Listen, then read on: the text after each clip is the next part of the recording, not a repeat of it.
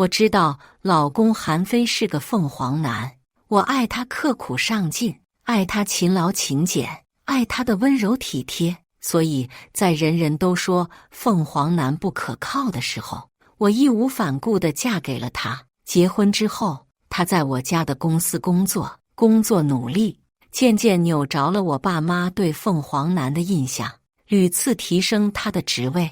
本来只是一个基层职员，现在已经是中层干部。韩飞很高兴，跟我说：“老婆，我升职了，有年假，我打算带你回老家。”大家好，开始今天的分享之前，希望你能给人间烟火点个订阅，我将会分享更多优质的内容。结婚几年以来，韩飞还是第一次主动提出要带我回他的老家，我挺高兴的。问他公公婆婆、老家里的亲戚都喜欢买什么东西，韩飞计划了很多礼物。我计划的是每人一个红包。现在网购那么发达，什么东西在网上买不到，给钱最划算。我此时还不知道，我做了我人生最英明的决断。老婆，这些东西在我们村子里都没有的。还有，我爸妈他们都年纪大了，需要营养品。以前我工资低，不能给他们买太好的东西，现在我的工资高了，也该为他们尽份心。韩飞看着我按着他的要求买来礼物，高兴地亲了我好几下。韩飞高兴，我就不打击他的热情了。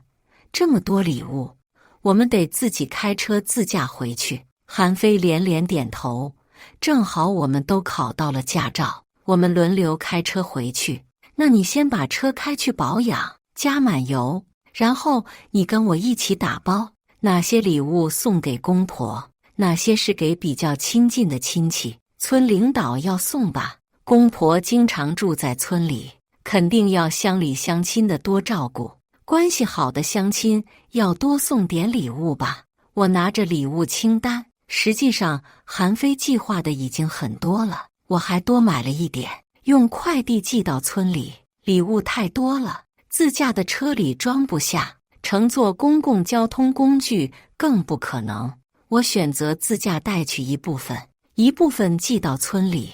对，你说的都对，我爸妈供我上大学不容易，我家在村里也颇受村里的人照顾，而且我们村子不大，基本都是亲戚。你等我回来跟你一起打包礼物。韩飞拿着车钥匙把路虎车开去保养。我打电话告诉我爸妈，我跟韩飞一起休年假去韩飞老家的事情。我爸说道：“多带点现金，农村跟我们城市里不一样，现金好办事。”我向来喜欢带很多钱，做几手准备。爸爸，放心吧，我知道该怎么办。在韩飞没回来的时候，我按他提供的名单装了不少红包，每个红包500元，又额外装了一些100元的小红包，打算给村里的孩子，按一家3、4个孩子应该可以了，有备无患。我妈又开车过来送了一盒人参，叫我拿给公公婆婆。我看了一眼那盒人参，一面答应，一边换成了一大包人参片。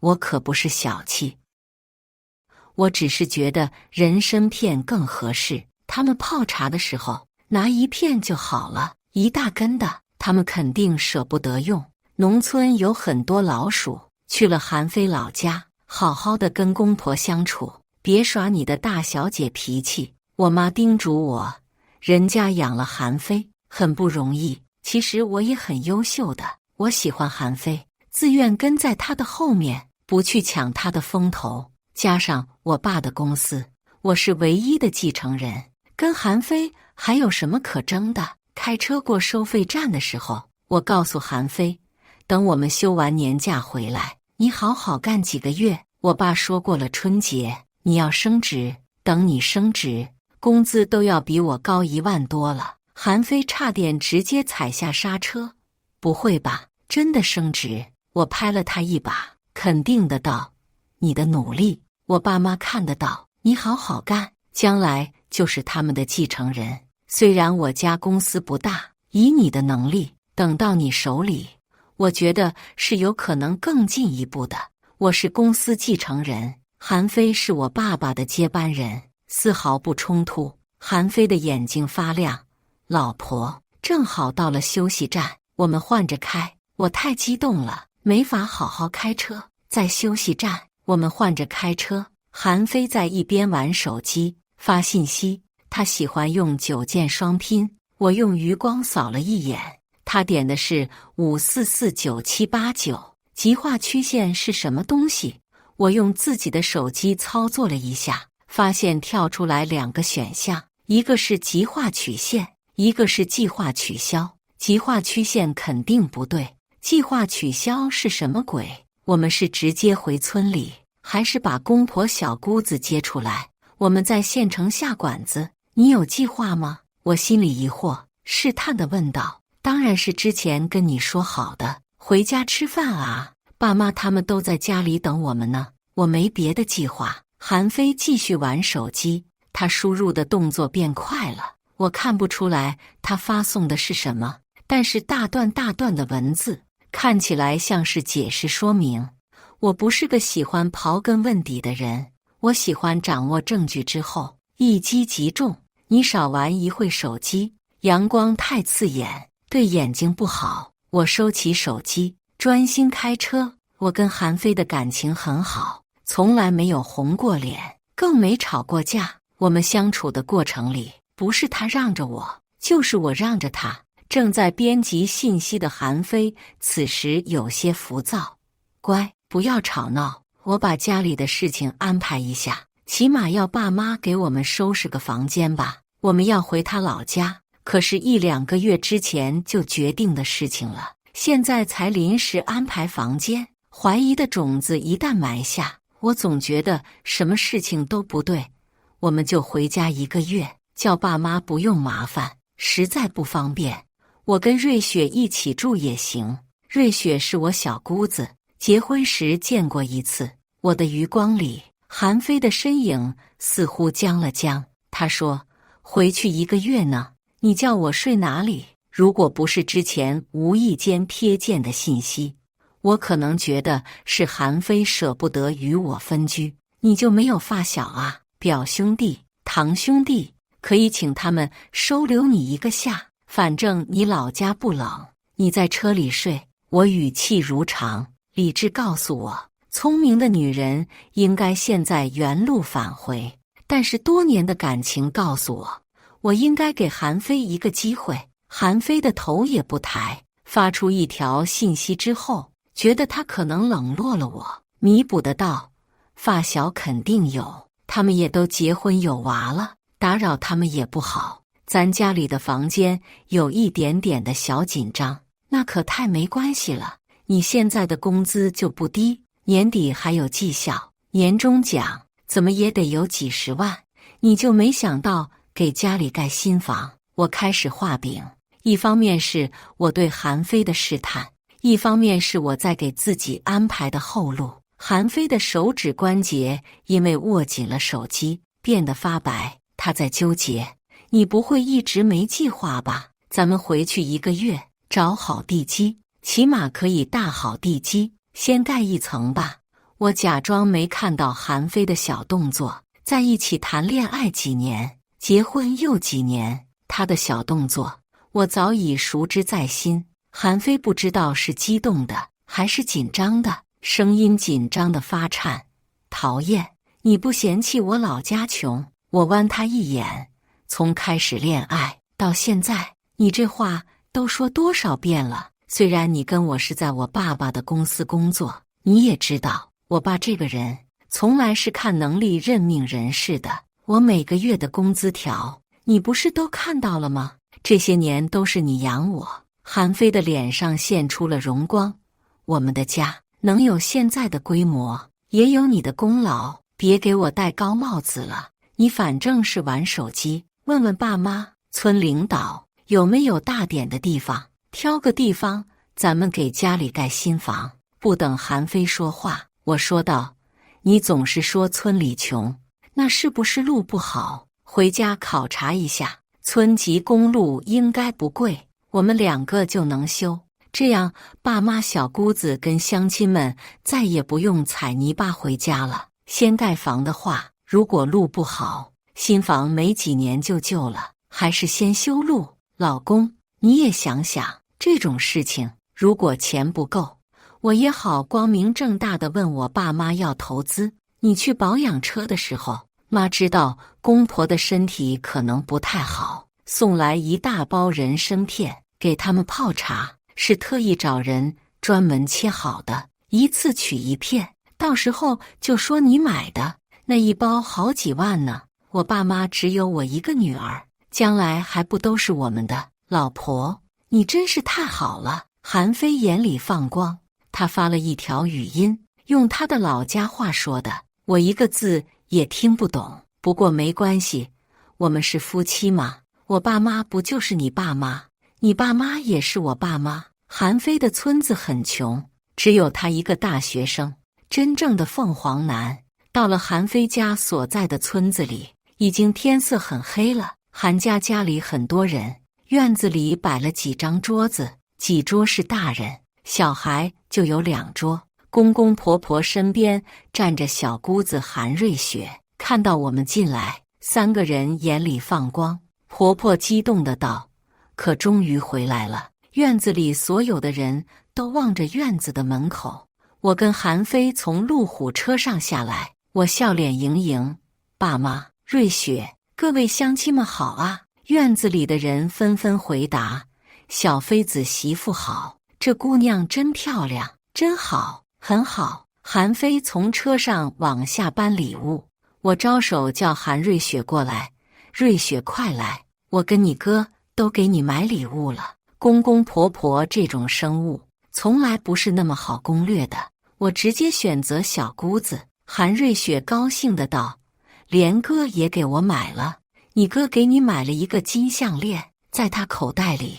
我拿出一个礼物盒递给他，我给你买了一个包。韩瑞雪直接去掏韩非的口袋了。我拿出2个大袋子提进院子，一样样的拿给公公和婆婆。妈，这是韩非给你跟爸买的人参，叫人切好片，专门泡茶的。他现在1个月工资几万呢。院子里的乡亲几乎齐齐抽了声冷气，1个月工资几万？有乡亲说，我们辛辛苦苦做一笔生意才几千块。婆婆连连点头，小妃子就是孝顺。我又往外掏出一个精致的小盒子，韩非给婆婆买的金镯子。韩非谦虚的道：我跟燕儿一起买的。婆婆从盒子里拿出金镯子，有人眼见1万多块的大金镯子。小妃子，你发财了，我这金项链也1万多呢。韩瑞雪已经戴上了金项链，她一手提着我买的包，一手摸着项链。谢谢哥，谢谢嫂子。谢什么啊？这是我们计划回来的，太仓促了。我给你跟妈定制了首饰，比这贵多了，手工费就1、2万呢，下个月就做好了。我从袋子里往外给公公掏礼物。爸，韩非给你的买的烟，说是老好了，你一直想要的。没一会，我公公和婆婆脚下堆了一大堆的礼物。有乡亲羡慕的道：老韩哥，老嫂子，你们这个媳妇好啊。韩瑞雪跑到韩非身边问他：嫂子还给我定制了首饰，定制的首饰真贵，但是真好看，等你去城里就知道。你嫂子有很多。韩非抱着从车里搬出的盒子往院子里堆，这是给乡亲们的礼物。韩非说他有今天，都是乡亲们的照顾。我拿起一个盒子，加上2个500的红包，问道：哪一位是村长？韩非说没有村长，他看没有上大学的机会。公公满脸慈祥的笑，指着身边一个矮墩墩的胖男人：这就是村长，也姓韩，你就喊村长就行。我把礼物跟2个红包一起塞进村长手里。村长大叔，这是我跟韩非的一点心意，他还想回报村子，过几天我们去你家谈。村长媳妇从村长手里拿过了红包，打开发现里面是一摞红彤彤的钞票。哎呀，侄媳妇，你客气什么呢？他悄悄地用手肘碰了一下村长。侄媳妇说过几天来咱家呢。村长赶紧说道：欢迎欢迎，你跟小妃子一起过来。一边的婆婆脸上有些不自在。媳妇，先坐下吃饭。你在干什么呢？妈，韩非给乡里乡亲的准备礼物，我得帮他发完。我把礼物一一发下去，随着礼物发下去的还有红包，连另一桌的小孩子我也发了红包。小孩子在各家的大人教导下，叫的称呼五花八门，谢谢嫂子，谢谢婶婶，谢谢七妈。韩非目光震惊又奇异。妈，爸，村长，我现在混得很好，孝敬长辈们，照顾小的是应该的。有村民去看路虎车，飞娃子，这车不便宜吧？韩非不好意思的道：这是我媳妇的陪嫁，大几十万呢。有小孩想摸路虎车，韩瑞雪把他赶开。大几十万呢，你摸坏了怎么办？瑞雪，叫小孩摸去，没关系的，我跟你哥过2年就换新车了。我拉着韩瑞雪过来，叫他不要管小孩子的好奇，这么贵的车，几十万，说换就换。韩瑞雪不可思议地望着那辆分明还是崭新的路虎车，车是有寿命的，我们已经开了2年，过几年就差不多也该换了。凭借你哥跟我的工资，换车很容易。你要不是要在村里陪着爸妈，跟我去城里，你也能买车买房。这金项链算啥？有钱了，想买啥买啥，我就不信。韩瑞雪不动心。村民们一边看我，一边用我听不懂的老家话交谈。每个人看着手里的红包，红彤彤的钞票，叫他们脸上的笑容格外的真诚跟热切。我婆婆一脸的骄傲，公公满脸的笑容。村长笑着说道：侄媳妇，你们也赶了1天路了，快来吃饭。等我们散了，你们一家人可能还想说说话。我给了他2个红包，也给了村长媳妇2个红包。村民们吃完饭，拿着分给他们的礼物，带着小孩喜笑颜开地走了。婆婆拍着腿说：韩非，你也不管你媳妇，1个红包就是几百块钱，言语之间满满的都是心疼。我们这边通常1个红包就是5块钱、10块钱。给红包的事情，韩非之前不知道，不过他满脸红光，显然当成了荣誉。妈，你不知道，我现在1个月工资2万多，平时还有奖金，工作很轻松，钱很好赚。妈，不用心疼钱，韩非工作很认真，我父母很喜欢他，打算过几年把公司交给他。我看着韩非眉飞色舞的神情，继续说道：那时候钱比现在多多了，把公司给我哥，真的还是假的？韩瑞雪看向韩非，婆婆、公公也看向他。韩非说道：当然是真的，我岳父只有燕儿1个女儿，一直把我当儿子。1个公司那不是得很多钱？婆婆不懂公司，只知道拿钱衡量。那当然了，是很多很多钱。我扶着婆婆，把之前没打开的礼物送到她手边。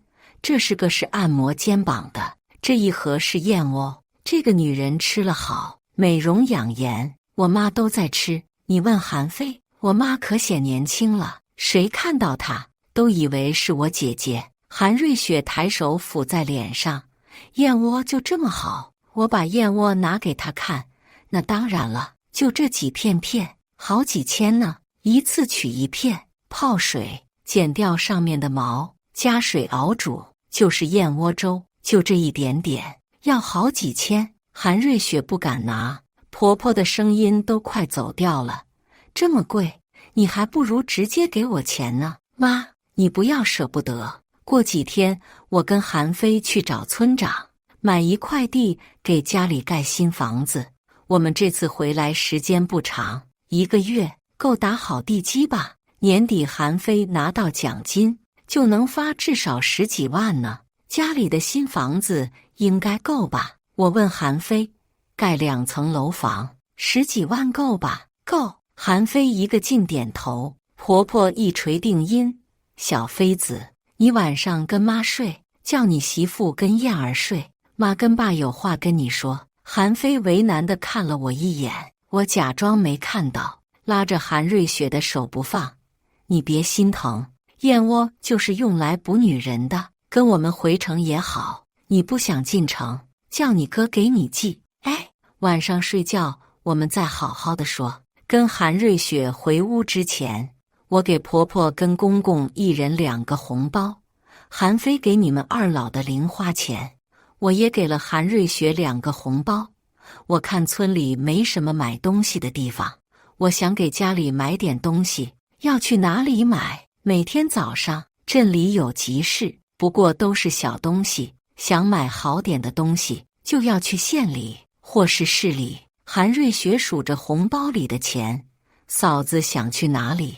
我带你去。我还没逛过集市呢，你先带我逛集市，其余的东西去县里市里太远了，到时候叫韩非给爸妈钱吧。我身上的钱发的差不多了，来的时候没想到亲戚家小孩这么多，一下几千块就没了。早知道在市里多取点钱就好了。我在包里翻了翻，把几乎空了的包随手放在一边，贴在韩瑞雪的耳边上，小声说道：那包你不要给别人背，包挺贵的，10几万呢，现在转手都能卖10万左右。你要是没钱花了，一时联系不到我跟你哥，就去市里卖了。想要包，我以后送你，别给你哥说。10几万，韩瑞雪差点咬到舌头。我躺好准备睡觉，包上面有防伪标签，你自己上网查，就是2手包，也不低于10万。你放心背，这样的包我娘家里多的是。韩瑞雪在我背后小声说道：嫂子，那我带你逛集市，你只管跟着我就好了，不要乱跑，上钩了。我弯起嘴角，快睡觉吧。为了给家里人带礼物，我跟你哥是开车来的。我闭上眼睛装睡，没一会，韩瑞雪轻轻下了地，窸窸窣窣地翻着什么。再翻我的包吧，我就是故意打开的。韩瑞雪轻轻地拉开门出去了，也不知道她是真的不聪明，还是在试探我有没有睡着。她说：飞哥，你们出门都不带卡吗？没卡怎么取钱？韩非的声音很低，这叫无卡无辙取现。现在出门谁拿银行卡啊？原来是这样。嫂子说燕窝真的那么神奇？韩瑞雪问道。当然，我那丈母娘看起来非常年轻，你要是喜欢，我也给你买。韩非轻声哄着韩瑞雪，过了年我又要涨工资了，这些年辛苦你照顾妈跟爸了。房间外的声音有些混乱，婆婆低声道：你们2个进房间来弄，别叫燕儿发现了。弄什么呢？我糊涂了。过了很久，韩瑞雪回来了，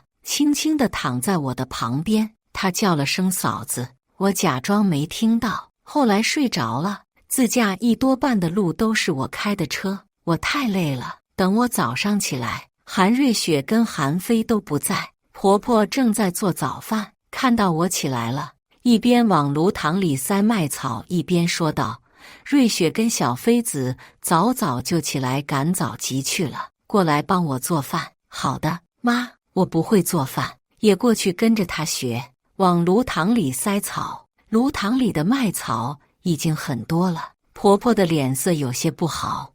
我叫你做饭，不是烧火。妈，做饭我才开始学呢，还不太会。在婆婆要开口说别的之前，我抢在她说话之前说道：妈，村里有没有大点的宅基地？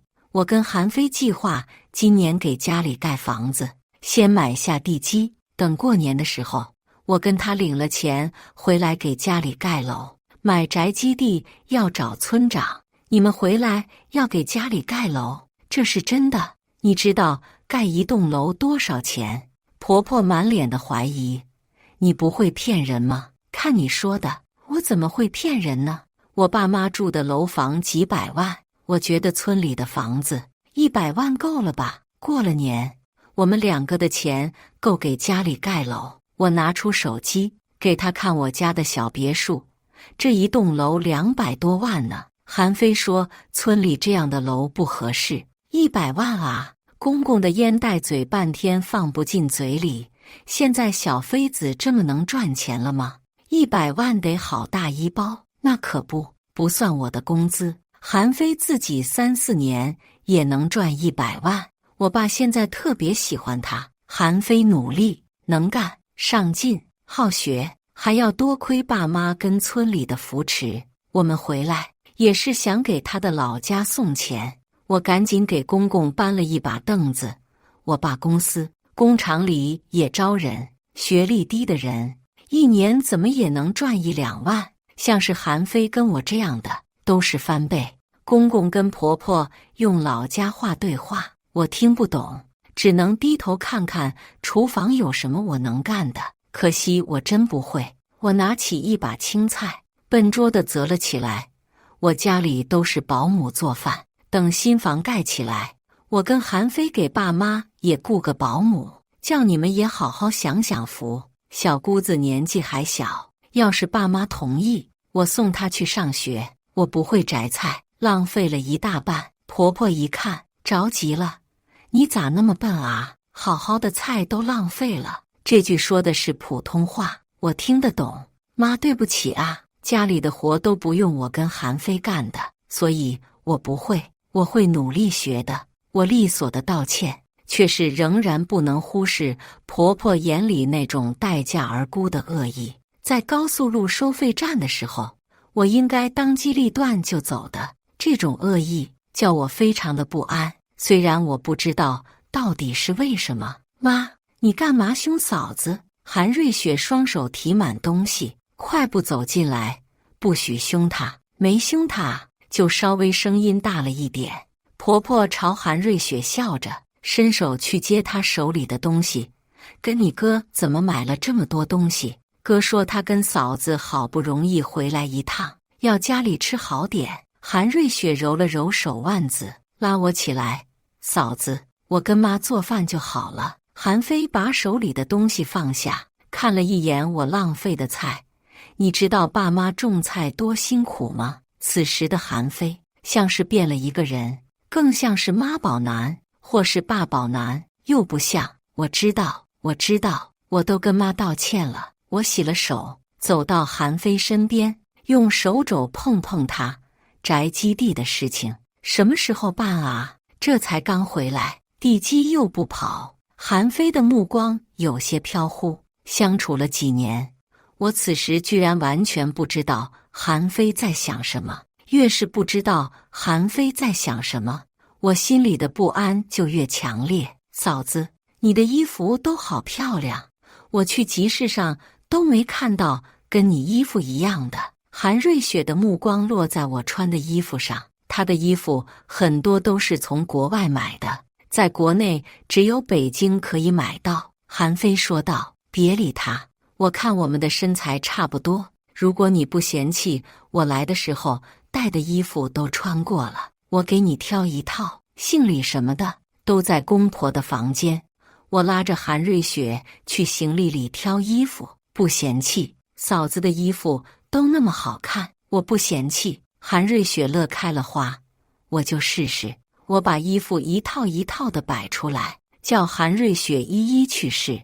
我在行李袋里找着路虎车的钥匙，我摸了一个空，路虎车在家，钥匙不在家。韩非从来就没有把钥匙放在身上的习惯，昨天我锁了车，按照以往的习惯，把车钥匙放在行李箱的侧袋里的。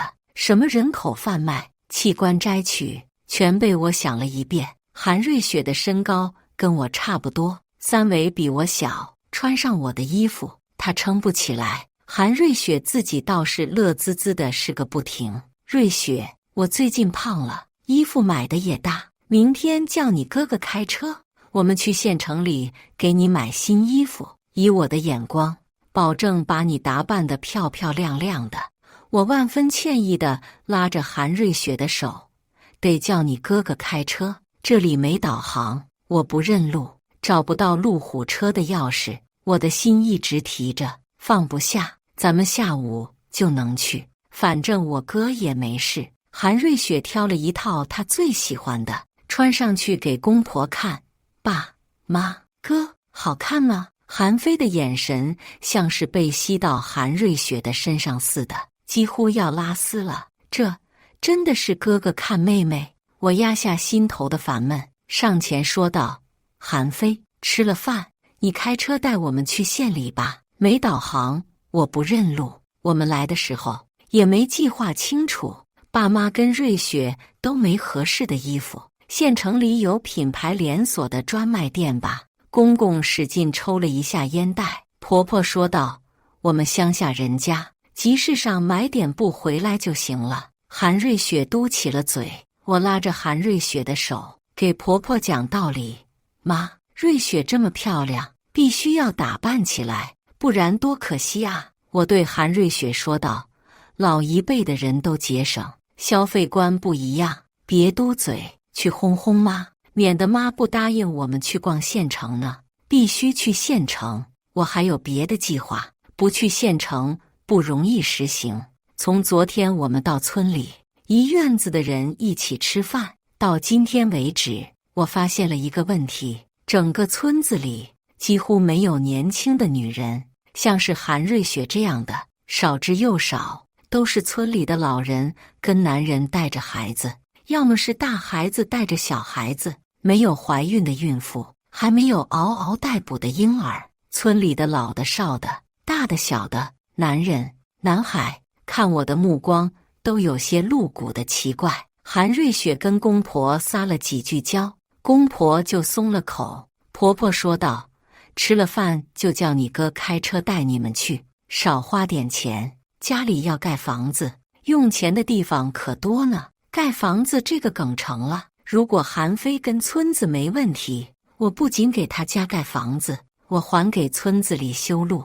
我亲昵地搂着他的肩膀，妈，你放心好了，韩飞跟我都能赚钱，你要是舍得，叫瑞雪跟我们去城里，刚开始赚钱少一点，1年2、3万没问题。吃了饭，韩飞开车带我们去县城。我特意看了一下，他把路虎车的钥匙放在了哪里？就在婆婆的腰带上。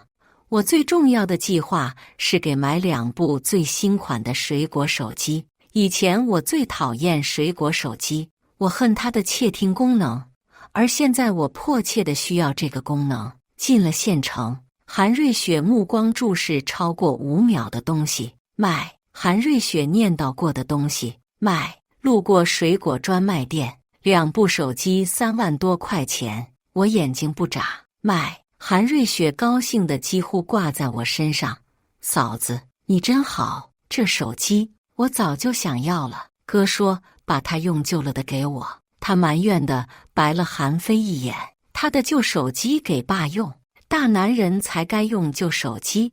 我把新买的2个手机抱在怀里，等下我给你们设置新手机。韩飞根本玩不明白电子产品，他自己手机就用个电话、拍照、微信、网购，而我是资深果粉，韩瑞雪就是个半文盲。在回去的路上，我就把2部手机设置好了，分别给了韩瑞雪跟韩飞。回头叫你哥给你办手机号，话费找他报销，一点话费算什么？韩飞的目光也看了一眼新手机，这手机他一直想要。嫂子说的对，我才不要你的旧手机，还是嫂子好。韩瑞雪捧着新手机玩，终于可以看小视频了。每次跟别人一起看，都不能换我喜欢看的，还能看电影、看电视、听歌，还能玩游戏，功能可多了。我看着韩瑞雪沉迷于某音，又指点她看别的。你哥就在手机上玩游戏，叫他带你。